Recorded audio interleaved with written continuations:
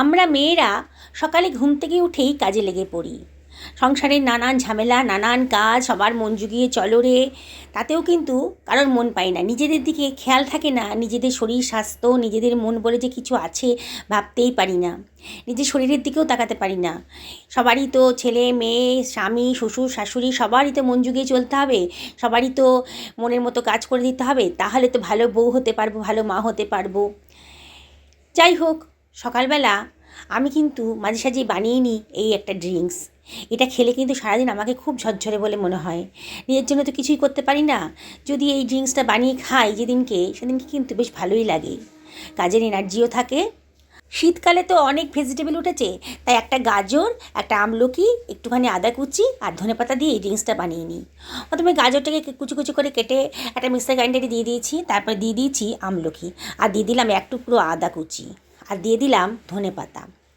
ধনেপাতা খেতে আমার খুব ভালো লাগে, আর ধনেপাতাটা কিন্তু অনেক হেলদি। ফ্রেশ ধনেপাতা তারপরে কেটে নিয়ে এটা গ্রাইন্ডারে দিয়ে দিলাম।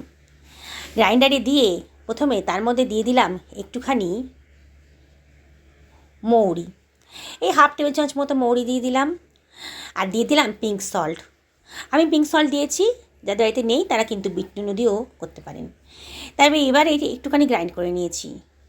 প্রথমে কিন্তু জল দিইনি, প্রথমে জল দিয়ে দিলে কিন্তু ভালো গ্রাইন্ড করা যায় না, পরে একবার গ্রাইন্ড করে তারপরে খানিকটা জল দিয়ে আবারও গ্রাইন্ড করে নিচ্ছি।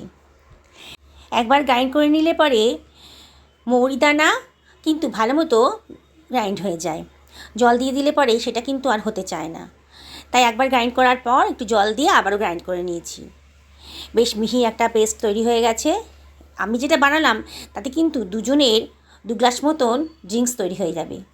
আমি 1 গ্লাসের মধ্যে 2 টেবিল চামচ মতো দিয়ে দিলাম, দিয়ে একটুখানি উষ্ণ গরম জল এর মধ্যে দিয়ে দিচ্ছি, একেবারে উষ্ণ গরম জল। এবার একটু নাড়িয়ে নিয়েছি, নাড়িয়ে এটা কিন্তু খেতে কিন্তু খুব ভালো লাগে, আর শরীর তো ফ্রেশ থাকবেই, আর খেয়ে প্রশংসা না করে পারবেন না।